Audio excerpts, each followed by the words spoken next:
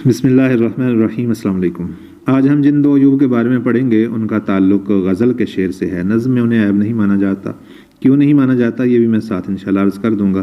पहला ऐब उनमें से है दो लख्त होना। लख्त कहते हैं टुकड़े को, जैसे लख्ते जिगर, जिगर का टुकड़ा। तो दो लख्त होना ऐसा शेर जिसके अंदर दो मज़ामीन हों, पहले मिसरे में कुछ और कहा गया हो, दूसरे मिसरे में कुछ और कहा गया हो, इसे रब्त की कमज़ोरी भी कहते हैं। ठीक है, तो ये गज़ल के शेर का ऐब है। और गज़ल के शेर में चूँकि हर शेर मुस्तकिल होता है और उसमें एक मज़मून होना चाहिए। अगर उसमें दो मज़ामीन होंगे, पहले मिसरे में कुछ और बात होगी, दूसरे में कुछ और होगी, तो उसे हम कहेंगे ये शेर दो लख्त है। आम तौर पर नए शोरा मतले को दो लख्त कर देते हैं। उसकी वजह ये होती है कि एक मज़मून के अंदर दो काफ़िये दो रदीफ़ निभाना ज़रा दिक्कत वाला काम होता है। तो वो क्या करते हैं कि एक मिसरा लिया जिसके अंदर काफ़िया रदीफ़ था और कोई सा भी दूसरा मिसरा काफ़िया रदीफ़ वाला उसके साथ मिलाकर वो मतला कह देते हैं और समझते हैं कि ये मतला हो गया। लेकिन दोनों मिसरों के अंदर एक मुकम्मल मज़मून का इजहार हो, ये ज़रूरी है। पहले मिसरे में कोशिश की जाए कि ज़रा तमहीदी गुफ्तगू हो और दूसरे मिसरे में जो मकसूद है, असल मकसद है शेर कहने का, वो बयान किया जाए। जैसे मिसाल के तौर पे गालिब ने कहा है कि निकलना खुल्द से आदम का सुनते आए हैं। लेकिन अब इसमें क्या कहने की कोशिश की गई है, पहला मिसरा ये ज़ाहिर नहीं कर रहा कि शायर का मुद्दा क्या है, वो क्या कहना चाहता है। तो दूसरा मिसरा जो है ये तमहीद है, पहला मिसरा। तो दूसरा मिसरा जो है उसमें कहा गया बहुत बेआबरू होकर तेरे कूचे से हम निकले।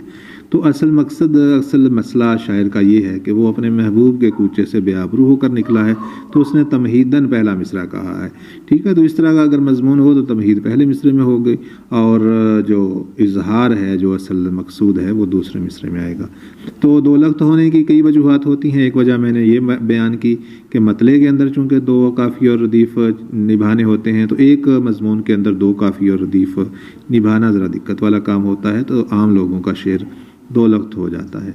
और दूसरी वजह उसकी ये भी हो सकती है, बाज़ औक़ात हम बहुत दूर की कौड़ी लाते हैं और समझते हैं कि हमारे शेर ने हमने मुकम्मल शेर कह दिया, लेकिन कम लोग उसे समझ पाते हैं। पहले मिसरे और दूसरे मिसरे का रब्त जो है वो टूट जाता है। दरमियान में बहुत से मराहल हैं जो हम छोड़ देते हैं बयान करने से। जैसे एक मशहूर मिसाल दी जाती है कि मगज़ को बाग में जाने ना दीजो कि नाहक खून परवाने का होगा। तो इसमें तो जी ये बयान की जाती है कि मगज़ बाग में जाएगी, मगज़ शहद की मक्खी बाग में जाएगी और फूलों का रस चूसेगी वहाँ से, और फिर अपना छत्ता बनाएगी शहद का, और उस शहद के छत्ते से मोमबत्ती बनती है और मोमबत्ती जलेगी और उस पर परवाने का खून होगा, परवाना जल मरेगा। तो ये इतने दूर की कौड़ी है कि कोई खामखाही से इसमें से माना अख़ज़ करने की कोशिश करे तो अलग बात है, वरना मिसरों में कोई रब्त नहीं बनता कि मगज़ को बाग में जाने से क्यों रोकें, इससे परवाने के खून का क्या ताल्लुक़ है। तो ये दो लख्त हो गया। ठीक है जी। नज़्म के अंदर ये ऐब क्यों नहीं है? नज़्म का दो लख्त होना नज़्म के शेर का ऐब नहीं है, क्योंकि नज़्म के अंदर एक ही मज़मून पूरी नज़्म के अंदर बयान होता है। तो अगर वो शेर कहते हुए मुख्तलिफ बातें भी कर जाए तो भी उसे दो लख्त होना नहीं कहेंगे। और अगर गज़ल के उसलूब पर हमद या नात लिखी जाए तो उसमें कोशिश ये होनी चाहिए कि दो लख्त ना होने पाए, क्योंकि जो हम गज़ल के उसलूब में यानी एक ही बहर काफ़िया और रदीफ़ को निभाते हुए पूरा कलाम लिखते हैं, तो आम तौर पे हम हर शेर के अंदर अलग मजमून कहने की कोशिश करते हैं। तो उस सूरत में ज़रूरत ये होती है कि अगर अलग अलग मजमून हर शेर में कह रहे हैं तो मुकम्मल मजमून एक शेर में कहा जाए। हाँ, अलबत्ता ये हो सकता है कि नात कहते हुए एक मिसरे में आका कायनात रहमत दो आलम हज़रत मोहम्मद सल्लल्लाहु अलैहि वसल्लम की हुस्न सूरत का तज़किरा है, तो दूसरे मिसरे में हुस्न सीरत का तज़किरा है, तो इस सूरत में भी शेर दो लख्त नहीं होगा। और गज़ल के किसी भी शेर में ये मामला नहीं होना चाहिए कि उसमें दो मजमून लाए जाएँ। दूसरा ऐब जिस पर हम आज बात करेंगे वो है इजहार की कमज़ोरी।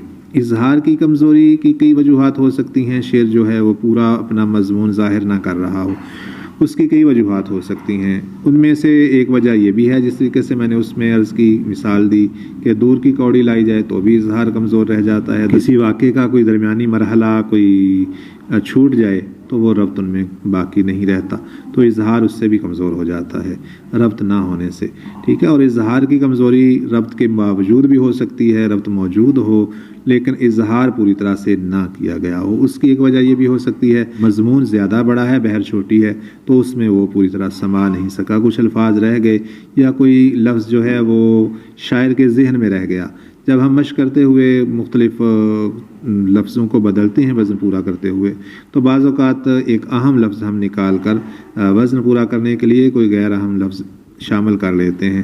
तो हम सोचते हैं कि शायद हमने शेर कह दिया, सब ये समझ जाएंगे, लेकिन शेर कहने वाले के जहन में चूँकि वो लफ्ज़ मौजूद होता है और उसका मज़मून मौजूद होता है, वो तो आसानी से समझ रहा होता है, लेकिन पढ़ने वाला जो है वो उससे मज़मून हासिल नहीं कर पाता।